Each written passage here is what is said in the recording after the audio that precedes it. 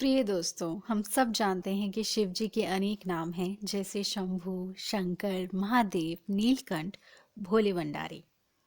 पर हम इन नामों को जानकर भी शिव जी के महात्म्य को गहराई से समझ नहीं पाते। पर एक बार उस रूप का अर्थ अपनी जिंदगी में उतारते हैं तो हम ज़्यादा उनसे जुड़ पाते हैं। आज हम उनके नीलकंठ रूप को समझेंगे। उससे पहले आइए जानते हैं कि उनका नाम नीलकंठ कैसे पड़ा। एक बार देवताओं और असुरों का युद्ध हुआ, जिसमें देवता हार गए और परेशान होकर विष्णु भगवान के पास गए। विष्णु जी ने देवताओं को कहा कि वह असुरों को सागर मंथन करने के लिए मनाएं, जिससे अमृत निकलेगा। तो उस अमृत को पीकर दोनों देवता और असुर अमर हो जाएंगे। तब ऐसा करने के लिए देवताओं ने असुरों को इसके लिए मनाया और सब तैयार हो गए। फिर सागर मंथन के लिए विष्णु भगवान ने कछुए का रूप धारण किया और उनके ऊपर मंदार पर्वत को रखा गया। और शिव जी के गले में जो वासुकी नाग है, उनको रस्सी के रूप में इस्तेमाल किया गया। वासुकी नाग को पूंछ से देवताओं ने और सर की तरफ से असुरों ने पकड़ा और सागर मंथन शुरू किया। सागर मंथन से ब्रह्मांड की सबसे दुर्लभ वस्तुएं निकली, जैसे रत्न, मणि, कल्प वृक्ष, अप्सराएं, अश्व, ऐरावत हाथी, शंख, कामधेनु गाय और स्वयं धन और समृद्धि की देवी लक्ष्मी जी, जिन्होंने विष्णु भगवान का वर्णन किया। इसके बाद ही पूरे संसार में धन और लक्ष्मी की कमी दूर हुई। पर इसी सागर मंथन से जब विष निकला तो सभी देवता और असुर घबरा गए, क्योंकि यह इतना विषैला था जिससे तीनों लोग नष्ट हो जाते।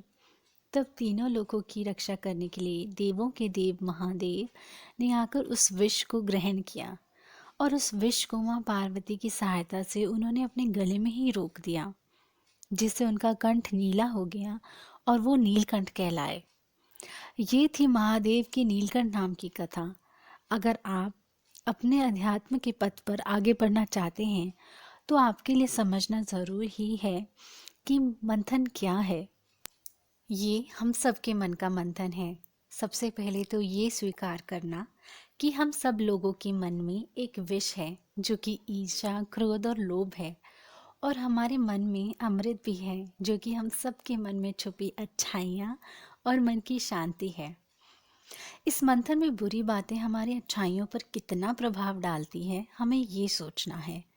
जैसे शिव जी ने ना तो विष अपने अंदर ग्रहण किया और ना ही उन्होंने किसी पर उगला, क्योंकि वह जानते थे किसी में भी इतनी क्षमता नहीं कि उस विष को सहन कर पाए। वैसे ही हमें भी तो शिव जी के नीलकंठ गुण को अपनाना है।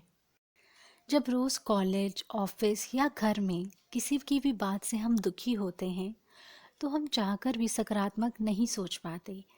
तब हमें नीलकंठ महादेव की तरह कोई भी परेशान करने वाली बात अपने मन में नहीं रखनी, वरना हम निराश हो जाएंगे।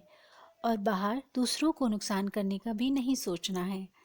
हम हर सिचुएशन में बिना खुद को और दूसरों को नुकसान पहुंचाएं, उसको कैसे हैंडल करें, ये सोचना है। और वो समझ हमें नीलकंठ ही तो देंगे।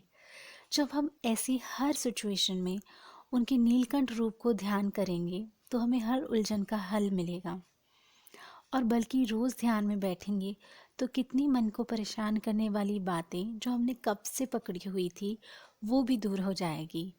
मानो कि जैसे शिव जी हमारे मन का विष धीरे धीरे निकाल रहे हों और आखिरी में हमें मन की शांति का अमृत भी पिला रहे हों।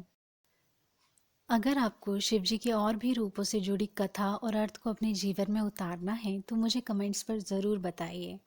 मेरी पूरी कोशिश रहेगी कि मैं सरल भाषा में सब बता पाऊँ। मेरा वीडियो अच्छा लगे तो लाइक, शेयर और सब्सक्राइब ज़रूर कीजिएगा।